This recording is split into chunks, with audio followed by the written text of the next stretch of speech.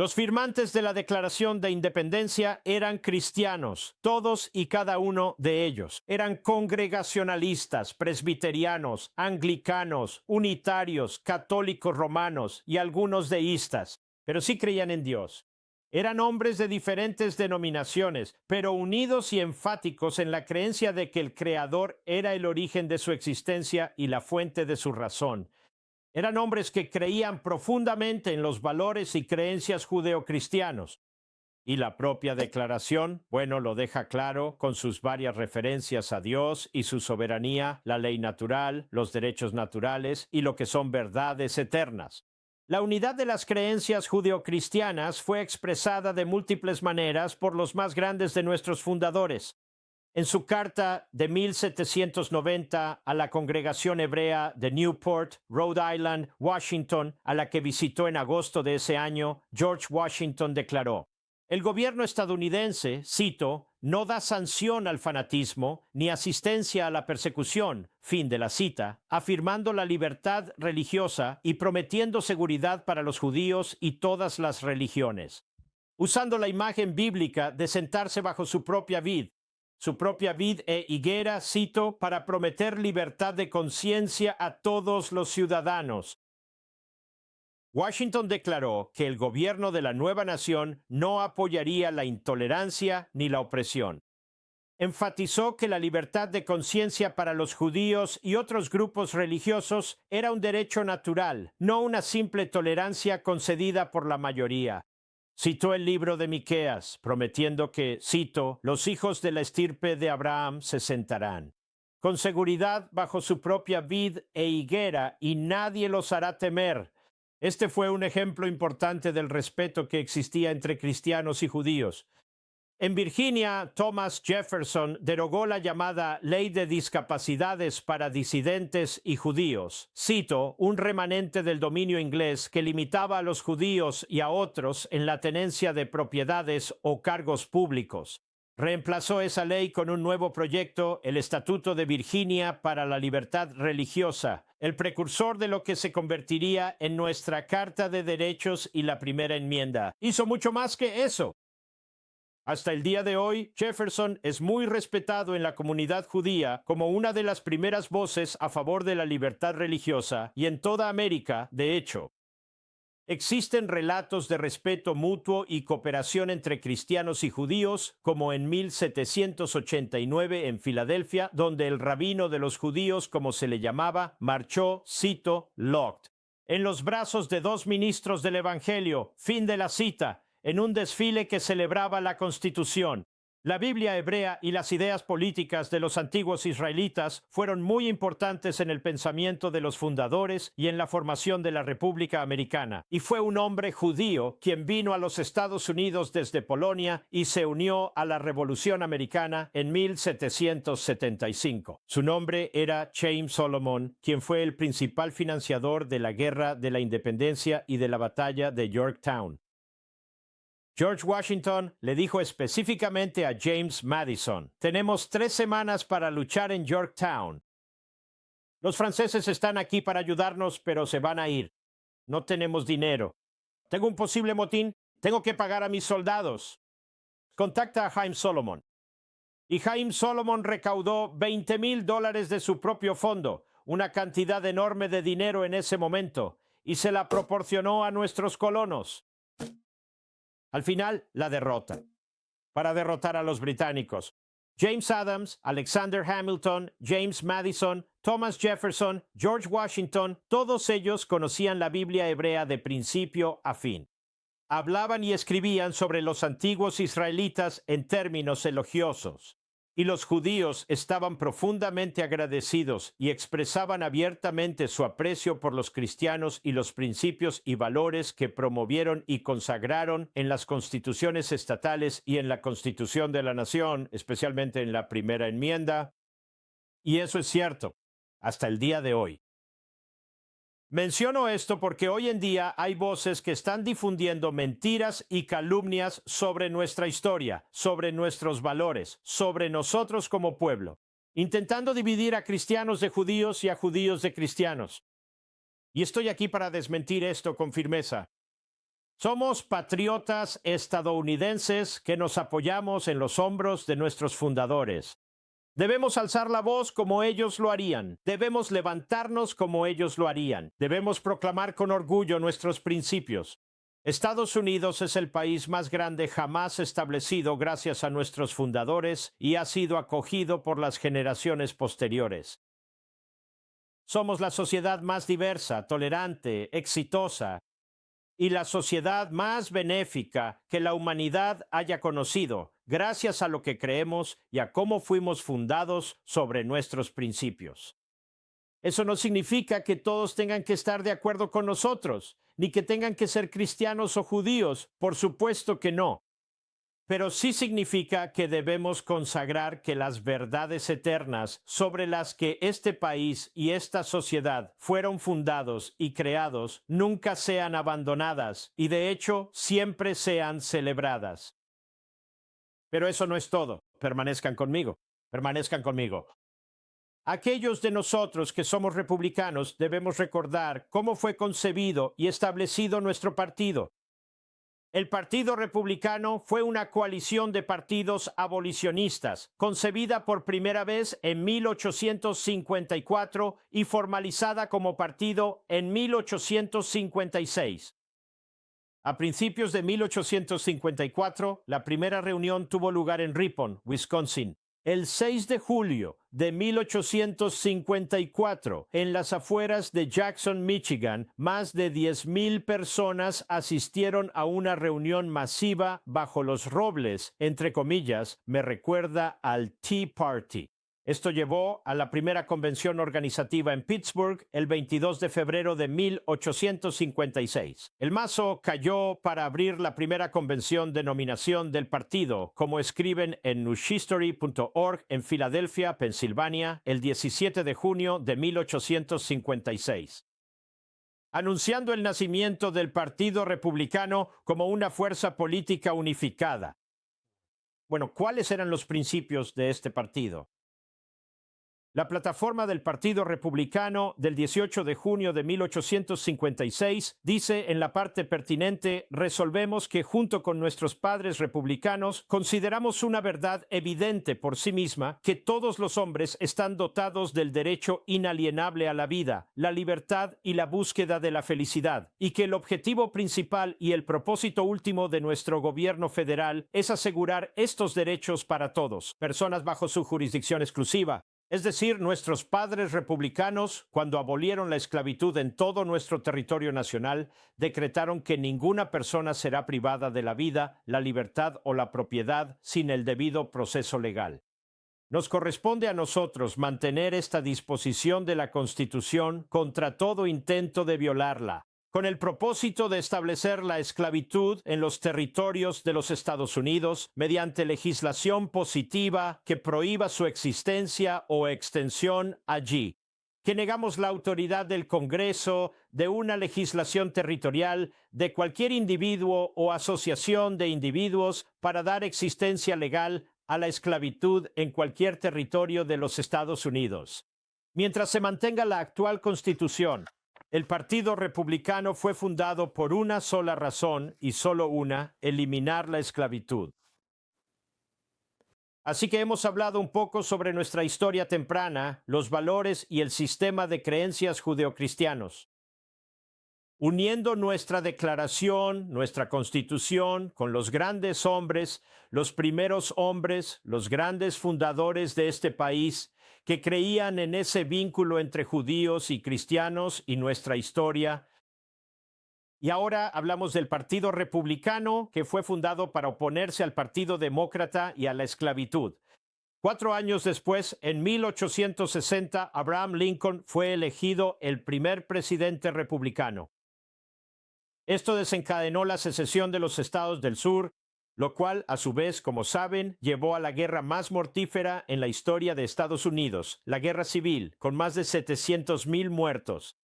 Hasta agosto de 1864, Lincoln creía que podría perder la reelección. Había sufrido ciertas derrotas en batalla y la gente se estaba cansando de la guerra. La gente ya no quería ser reclutada. ¿Cuándo terminaría esto? Casi todas las familias del país, tanto de la Unión como de los estados no unionistas, se vieron afectadas por esta guerra. Pero sus generales, Grant y Sherman, lograron varias victorias importantes en el campo de batalla, lo que cambió el rumbo de la elección. Así que ganó.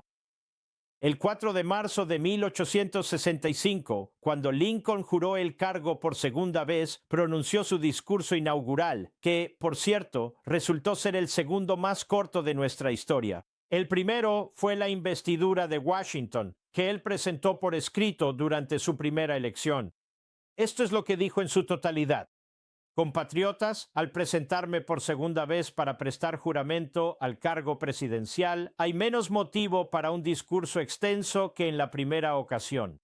Entonces, una declaración algo detallada sobre el curso a seguir parecía adecuada y apropiada. Ahora, al término de 4 años durante los cuales se han requerido constantemente declaraciones públicas sobre cada punto y aspecto del gran conflicto que aún absorbe la atención y consume las energías de la nación, poco se podría presentar que sea nuevo. El avance de nuestras armas es conocido por el público y por mí. Confío en que sea satisfactorio y alentador para todos. Estaban a punto de ganar la guerra civil. Hace 4 años, todos los pensamientos se dirigían a una inminente guerra civil. Todos la temían, todos buscaban evitarla. Mientras se pronunciaba el discurso inaugural desde este lugar, dedicado por completo a salvar la Unión sin guerra, agentes insurgentes estaban en la ciudad buscando destruirla sin guerra. Buscaban disolver la Unión y dividir los efectos mediante la negociación. Ambas partes desaprobaban la guerra, pero una de ellas preferiría hacer la guerra antes que dejar que la nación sobreviviera, y la otra aceptaría la guerra antes que dejar que pereciera. Y la guerra llegó. Una octava parte de toda la población eran esclavos de color, no distribuidos en general por toda la Unión, sino localizados en la parte sur de la misma. Estos esclavos constituían un interés peculiar y poderoso. Todos sabían que este interés era, de alguna manera, la causa de la guerra. Fortalecer, perpetuar y extender este interés era el objetivo por el cual los insurgentes intentarían controlar la Unión, incluso mediante la guerra, mientras que el gobierno no reclamaba otro derecho que el de restringir la expansión territorial de dicho interés. Ninguna de las partes esperaba para la guerra la magnitud o la duración que ya ha alcanzado. Ninguna anticipó que la causa del conflicto podría desaparecer con ella, incluso antes de que el propio conflicto terminara. Cada una esperaba un triunfo más fácil y un resultado menos fundamental y asombroso. Ambos leen la misma Biblia y rezan al mismo Dios, y cada uno invoca su ayuda contra el otro. Puede parecer extraño que alguien se atreva a pedir la ayuda de un Dios justo para arrancar su pan del sudor del rostro de otro hombre, pero no juzguemos, para que no seamos juzgados. Las oraciones de ambos no podían ser respondidas. La de ninguno ha sido respondida completamente. El Todopoderoso tiene sus propios propósitos. Cito: «Ay del mundo a causa de los tropiezos, porque es necesario que vengan tropiezos. Pero ay de aquel hombre por quien viene el tropiezo». Si supusiéramos que la esclavitud americana es uno de esos tropiezos que, en la providencia de Dios, debían venir, y que, habiendo continuado durante el tiempo señalado, ahora Él quiere eliminar, y que Él da tanto al norte como al sur, la terrible guerra, como el castigo debido a aquellos por quienes vino el tropiezo, ¿podremos discernir en ello algún alejamiento de aquellos atributos divinos que los creyentes en un Dios viviente siempre le atribuyen? Con esperanza anhelante y fervorosa oración, deseamos que este poderoso azote de la guerra pase pronto. Sin embargo, si Dios quiere que continúe hasta que toda la riqueza acumulada por los esclavos, 250 años de trabajo no remunerado serán hundidos, y hasta que cada gota de sangre derramada por el látigo sea pagada por otra, derramada por la espada, como se dijo hace 3000 años, así debe decirse aún: los juicios del Señor son verdaderos y justos por completo. refiriéndose a la Biblia, el judaísmo, el cristianismo, sin malicia hacia nadie, con caridad para todos, con firmeza en lo correcto, según Dios nos da ver lo correcto. Esforcémonos por terminar la labor en la que estamos, para sanar las heridas de la nación, para cuidar de aquel que haya soportado la batalla y de su viuda y su huérfano, para hacer todo lo que pueda lograr y preservar una paz justa y duradera entre nosotros y con todas las naciones. Mark, ¿a dónde vamos con esto? Muy importante. ¿Qué siguió? La 13ª enmienda, 1865, abolió la esclavitud. La 14ª enmienda, 1868, otorgó ciudadanía, debido proceso y protección igualitaria. La 15ª enmienda, en 1870, prohibió negar el derecho al voto por raza, leyes de derechos civiles impulsadas por republicanos. La Ley de Derechos Civiles de 1866 otorgó ciudadanía e igualdad a todos los nacidos en Estados Unidos. La Ley de Ejecución de 1871, conocida como la Ley del Ku Klux Klan, casi erradicó al Ku Klux Klan. Luego, demócratas tomaron la Cámara y cortaron fondos para que Grant enviara al ejército al sur contra el Klan. Ley de Derechos Civiles de 1875 prohibió la discriminación en lugares públicos. Ley de Derechos Civiles de 1957, bajo Dwight Eisenhower, primera legislación federal de derechos civiles desde la Reconstrucción, creó la División de Derechos Civiles dentro del Departamento de Justicia. Ley de Derechos Civiles de 1960. Ike fortaleció los derechos de voto. Ley de Derechos Civiles de 1964, propuesta por Lyndon Johnson. Sin el abrumador apoyo de los republicanos, nunca habría sucedido. Ley de Derecho al Voto de 1965, lo mismo. Elegí hablar de parte de nuestra historia, aunque sea de forma resumida, porque es importante recordar quiénes somos. Es importante recordar por qué somos un gran pueblo y cómo establecimos un gran país y una gran sociedad. Es importante recordar nuestros valores, creencias y principios compartidos, las luchas y batallas que hemos librado como pueblo, de lo cual apenas he hablado. Pero es esencial para nuestra naturaleza y nuestro ser como pueblo. Digo esto porque hoy enfrentamos una elección. Enfrentamos un ajuste de cuentas. Hay personas, grupos, partidos e ideologías que buscan destruir nuestro país, nuestra sociedad, destruirnos como pueblo. Insisten en que nuestra historia es malvada, reescriben nuestra historia, condenan a nuestros antepasados, las instituciones que establecieron y nuestros documentos fundacionales. Buscan destruir el vínculo entre cristianos y judíos y otras personas de buena voluntad, sin importar sus orígenes y creencias. Buscan destruir nuestra cultura, nuestra unidad, nuestro compromiso los unos con los otros. Hablo de los islamistas marxistas, pero también hablo de lo que llamo los neofascistas. Juntos están esparciendo veneno en nuestra política, nuestro discurso público y nuestras instituciones. Buscan devorarlas y erradicarlas. Buscan importar y difundir ideologías, culturas y costumbres ajenas a través del cuerpo político y rechazan la asimilación y el americanismo. El Partido Demócrata ha sido en gran medida consumido por esta ideología marxista-islamista, la cual ha hecho metástasis. Es un partido demócrata que ha regresado a sus viejas costumbres, solo que esta vez ha reemplazado a un grupo minoritario por otro.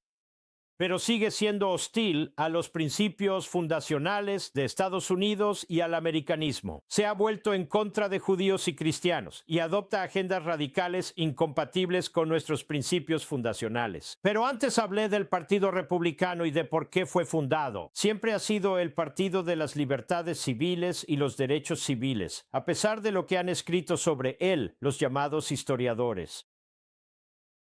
Y hoy es el único partido que queda, que apoya los principios judeocristianos que sustentan nuestro país, que celebra a los fundadores y la fundación. Es el único de los dos partidos que lo hace. Pero hay un cáncer dentro del Partido Republicano, o al menos rondándolo, y amenaza con devorar también al Partido Republicano. Y hago un llamado a los conservadores constitucionales, a MAGA, a los líderes republicanos para que se pronuncien más, para que se levanten con firmeza y se hagan contar, porque no podemos permitir que este cáncer se vuelva maligno. En tal caso, no quedará ningún partido importante para evitar esta malignidad. Ahora, somos más los que lo estamos enfrentando hoy que hace varios meses, cuando sentía que estaba solo y era muy solitario. Pero nos estamos uniendo, aunque no somos suficientes. Debemos recordar todos que nosotros, tú y yo, señor y señora, América, somos defensores de las libertades civiles, patriotas estadounidenses, personas de buena voluntad y fe. Debemos recordar lo que hemos heredado en los últimos 250 años. Debemos tomar la iniciativa.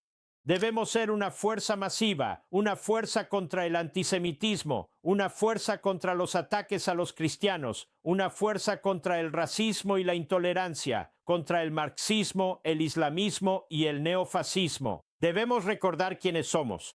Debemos unirnos. Y para aquellos llamados líderes que guardan silencio, o peor aún, que consienten esta ideología, debemos rechazarlos, removerlos y reemplazarlos por verdaderos líderes. ¿Estás obteniendo valor de este video? Solo le pido que le dé like, lo comparta y se suscriba al canal si aún no lo ha hecho.